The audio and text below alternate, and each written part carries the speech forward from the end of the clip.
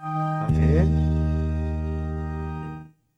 오늘 말씀 마태복음 26장 26절에서 30절까지 말씀입니다.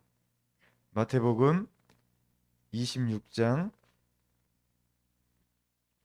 26절에서 30절까지 말씀. 네, 마태복음 26장 26절에서 30절 말씀. 우리 한 절씩 교독으로 읽도록 하겠습니다. 그들이 먹을 때에 예수께서 떡을 가지사 축복하시고 떼어 제자들에게 주시며 이르시되 받아서 먹으라 이것은 내 몸이니라 하시고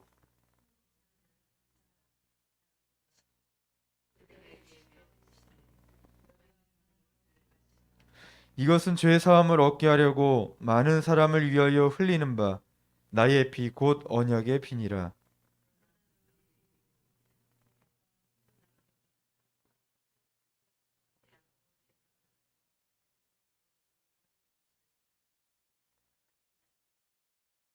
같이 읽겠습니다. 이에 그들이 찬미하고 감난산으로 나아가니라. 아멘. 저희가 21장 이제 하다가 24장 어제 수요 예배 때 하고 26장으로 이렇게 점프해서 어, 넘어왔습니다. 왜냐하면 예수님께서 비유에 대해서 계속 말씀하셨는데 이것을 다 나눌 수 없어서 26장으로 넘어왔습니다. 그리고 26장 이 말씀을 어, 같이 예수님께서 어떻게 보면 최후의 만찬을 나누는 그런 장면입니다. 오늘 새 언약의 사람이 되게 하여 주옵소서라고 하는 주제로 말씀을 나누겠습니다. 주님은 제자들에게 두고두고 기억해야 될 말씀을 이야기하고 계시는데 26절에 그들이 먹을 때에 예수께서 떡을 가지사 축복하시고 떼어 제자들에게 주시며 이르시되 받아서 먹으라 이것은 내 몸이니라 하시고 아멘. 아마 제자들이 예수님께서 이 빵과 떡을 떼가지고 이거를 주시면서 받아 먹으라 이건 내 몸이다라고 했을 때 사실 되게 충격적인 말씀인 것이죠. 근데 헨리 나우에는 여기에는 네 가지의 의미가 있다라고 이야기하는데 이 네 가지 단어에 헨리 나우에는 주목하고 있습니다. 첫 번째로 가지사, 주님이 빵을 집어 취하신 것이 바로 이 가지사라고 하는 거고, 둘째는 축복하셨습니다. 축복하시사, 주님의 축복으로 인해 그 빵은 새로운 의미와 무게를 가지게 된 것이죠. 이것이 주님의 몸이 되는 것입니다. 세 번째는 떼어입니다. 이거를 이제 다른 말로 이야기하자면 깨다 아니면 찢다입니다. 그리고 네 번째는 주시며입니다. 이 네 가지의 단어가 바로 이 만찬의 신비가 담겨 있다라고 하는 것입니다. 주님이 여기에서 당신의 생명을 빵에 비유하십니다. 이제 곧 닥쳐올 죽음을 내다보시면서 말씀하신 것인데 당신의 생명에 네 가지 사건이 일어났다라고 하는 것이죠. 하나님께서 주님의 생명을 들어서 축복하시고 찢어 사람들에게 주실 것이다라고 하는 것. 어떻게 보면 오병이어의 기적이 생각나기도 합니다. 제자들이 주님이 주시는 빵을 받아 먹고 생명을 얻게 되었습니다.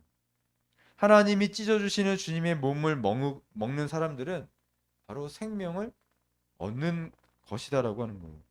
그래서 받아 먹어라 이것은 내 몸이다라고 말씀하신 것입니다. 그리고 이어서 주님은 잔을 들어 똑같이 하시고는 이렇게 말씀하시죠. 27절 28절에 보면 또 잔을 가지사 감사 기도하시고 그들에게 주시며 이르시되 너희가 다 이것을 마시라 이것은 죄의 사함을 얻게 하려고 많은 사람을 위하여 흘리는 바 나의 피 곧 언약의 피니라. 아멘. 예수님은 여기서 구약의 전제에 바로 주님의 죽음을 비유하고 있습니다. 전제가 뭐예요? 죄 용서를 위해 행하는 제사입니다. 잔에 포도주를 가득 담아 제단에 붓는 거예요. 밥을 떠가지고 피를 뽑아내서 그 제단에다가 그 피를 다 붓는 것입니다. 이것은 완전한 죽음을 의미하기도 하고 희생을 이야기하기도 합니다. 헌신을 이야기하는 것인데, 주님은 바로 이 주님의 죽음을 통해서 모든 인류의 죄 용서를 위해 하나님 앞에 있는 그 제단에 바로 주님이 드려진다라고 하는 거예요. 언약의 피라고 하는 말은 바로 이 새로운 언약을 맺는 피라고 하는 것입니다. 구약 시대에 보면 모세를 통해서 이스라엘과 언약을 맺으시죠. 처음에는 아브라함과 언약을 맺으시고 모세와 함께 언약을 맺으십니다. 그런데 이스라엘 백성들이 이 언약을 제대로 감당하지 못해요. 그래서 이스라엘과의 언약은 깨어지게 됩니다. 그래서 예수님께서 새로운 계획을 맺으시기 위해서 흘리는 피, 나의 피는 새 언약을 바로 믿음의 사람들과 맺기 위해서 주신 것이다라고 하는 것입니다. 이제는 이스라엘 백성이 아니라 열매 맺는 새로운 백성들을 통해 바로 이 새 언약이 이제 맺어지는데, 바로 그 가운데 바로 이 제자들이 있다라고 하는 것입니다. 그리고 이 말씀, 어떻게 보면 예수님께서 다시 죽음을 통해서 새 언약이 맺어질 것이다라고 하는 이 말씀은요, 예레미야 31장 31절에서 34절의 말씀에 어떻게 보면 예언되어 있습니다. 이 31절에서 34절의 말씀을 보면, 여호와의 말씀이니라, 보라 날이 이르리니 내가 이스라엘 집과 유다 집의 새 언약을 맺으리라. 이 언약은 내가 그들의 조상들의 손을 잡고 애굽 땅에서 인도하여 내던 날에 맺은 것과 같이 아니할 것은, 내가 그들의 남편이 되었어도 그들이 내 언약을 깨뜨렸습니다. 여호와의 말씀이니라. 그러나 그날 후에 내가 이스라엘 집과 맺을 언약은 이러하니, 곧 내가 나의 법을 그들의 속에 두며 그들의 마음에 기록하여 나는 그들의 하나님이 되고 그들은 내 백성이 될 것이라. 여호와의 말씀이니라. 그들이 다시는 각기 이웃과 형제를 가르쳐 이르기를 너는 여호와를 알라 하지 아니하리니, 이는 작은 자로부터 큰 자까지 다 나를 알기 때문이라. 내가 그들의 악행을 사하고 다시는 그 죄를 기억하지 아니하리라. 여호와의 말씀이니라. 아멘. 바로 이 구약 성경에 예레미야를 통해서 우리에게 새 언약이 주어질 것이다라고 하는 것을 하나님께서 먼저 미리 예언하셨다라고 하는 것이죠. 우리가 구약 전체를 보면 언약을 맺을 때 늘 무엇이 필요합니까? 피가 필요합니다. 피가 바로 보증이라고 하는 것이죠. 피는 곧 생명을 의미하기 때문에 언약이 그만큼 중요한 것이다라고 하는 거예요. 그래서 옛 언약은 짐승의 피로 맺어졌습니다. 하지만 이 새 언약은 바로 예수 그리스도의 피로 맺어지는 거예요. 옛 언약은 불완전하고 이스라엘이 이 언약의 조건을 어김으로써 파기되어졌습니다. 근데 이 새 언약은 하나님의 무조건적인 헌신과 사랑이 담겨져 있다라고 하는 거예요. 예수 그리스도의 피가 뿌려졌기 때문에 이 언약은 영원하다라고 하는 것입니다. 이제는 죄를 더 이상 이제 묻지 않겠다라고 하는 것이죠. 죄를 용서해 주시겠다라고 하는 하나님의 그 마음이 담겨져 있는 새 언약이라고 하는 것입니다. 이 빵과 포도주에 대해 말씀하신 후에 주님은 29절 30절에 이렇게 말씀하십니다. 그러나 너희에게 이르노니 내가 포도나무에서 난 것을 이제부터 내 아버지의 나라에서 새 것으로 너희와 함께 마시는 날까지 마시지 아니하리라 하시니라. 이에 그들이 찬미하고 감난산으로 나아가니라. 아멘. 주님은 바로 주님의 죽음이 코앞에 닥쳐왔다라고 하는 것, 곧 하나님 나라에 이를 것이라고 하는 사실을 알려주고 있는 것이죠. 어떻게 보면 이 음식이 마지막 음식이라고 하는 것입니다. 예수님이 이 땅에서 마지막 음식을 드실 때의 기분이 어떠하셨을까? 이제 곧 내가 바로 이제 죽음을 당하는 그런 시점에 왔는데, 이 음식, 이 마지막 이 제자들과 나누는 이 음식에 대한 어떻게 보면 예수님께는 깊은 시간인 것이죠. 그렇기 때문에 빵과 포도주를 나누고 내 살과 피라고 말씀하시는 것입니다. 마지막 식사에서 주님이 하신 행동과 말씀은 어떻게 보면 주님이 공생애 동안 제자들과 나눴던 그 말씀을 집약해서 요약해서 말씀하고 있는 것이죠. 하나님은 주님의 생명을 취하여 축사하신 뒤에 쪼개어 나누고 세상에 바로 이 생명이 되게 하셨습니다. 그것이 십자가에서 일어난 사건이죠. 또한 십자가는 하나님이 온 인류와 맺으신 새 언약의 증거입니다. 하나님과 우리 사이에 가로막혀 있던 죄의 장벽을 허무셨고 십자가를 통해 하나님께서 하나님께 이르는 이 길이 이제 활짝 열려졌다라고 하는 거예요. 그전에는 좁았어요. 율법으로는 구원에 이를 수가 없었습니다. 그런데 예수 그리스도의 십자가의 보혈의 피를 통하여서 구원의 길이 활짝 열려진 거예요. 누구나 예수 그리스도를 통해서 구원받을 수 있는 길을 열어주셨다라고 하는 것입니다.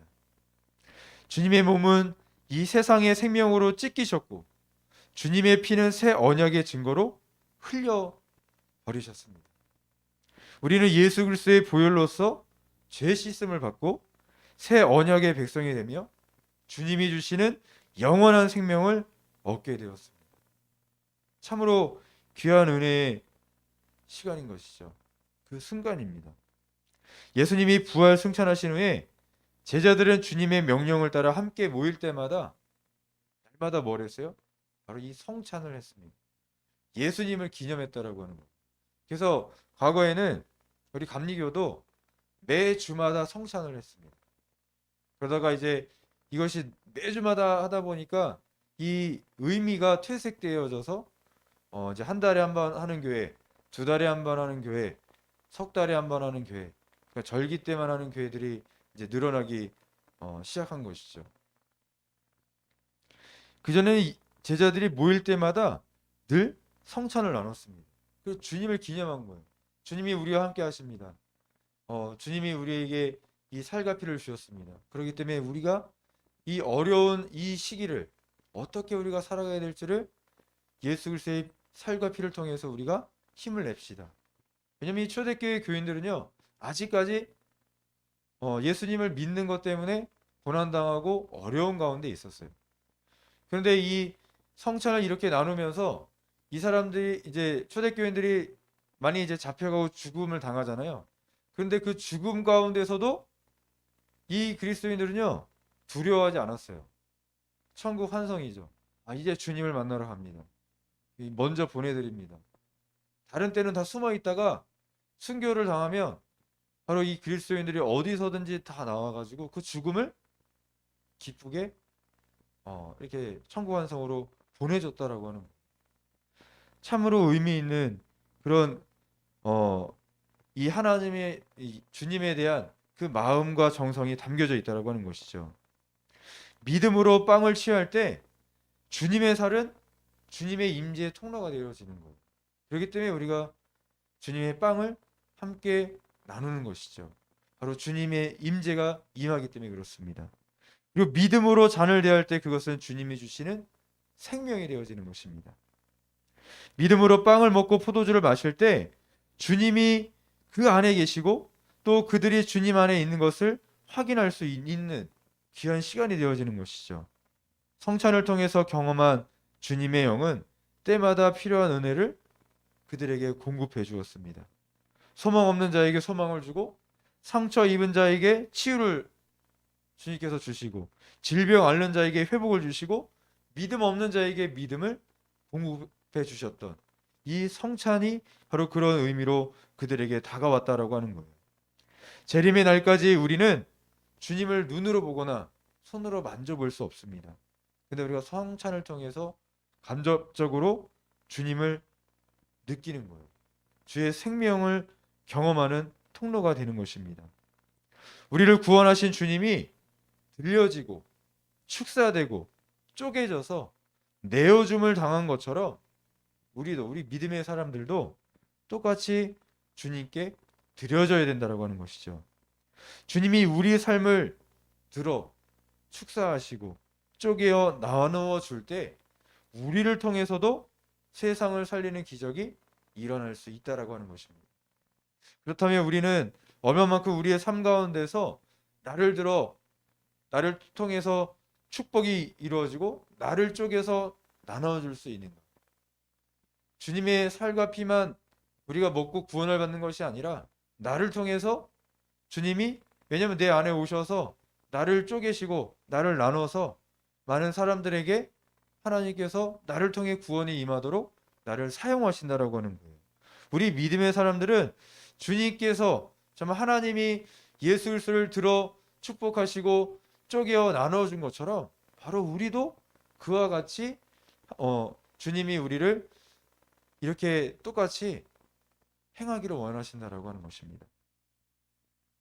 하나님이 바로 예수 그리스도를 통해서 우리를 구원하신 이유는 우리 자신만의 행복을 위한 것이 아니라 우리를 통해 온 세상을 구원하길 원하신다라고 하는 것. 이것을 우리는 날마다 잊지 말아야 됩니다. 그 뜻을 위해 우리 인생이 사용되어지기를 주님의 이름으로 축복합니다. 저 여러분 모두 새 언약의 사람으로 주님의 나라와 세상을 구원하는 일에 동참하는 삶이 되시기를 주님의 이름으로 축원합니다.